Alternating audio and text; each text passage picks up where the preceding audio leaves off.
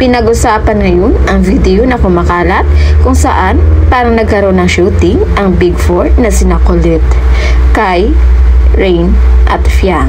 Naispatan ang Big Four sa palengke ng Mikawayan, Bulacan na parang ang role nila ay mga tindira ng isda. Kaya na-excite agad ang mga netizens kung ano at kailan ito ipalabas. May mga netizens na nagkomento na napahanga sila sa Pianglet dahil hindi daw ito maarty.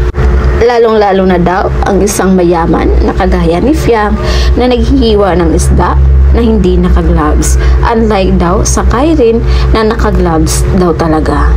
Iba daw ang feeling mayaman sa totoong mayaman. Dahil si Kai at si Rain ay talagang naka-gloves.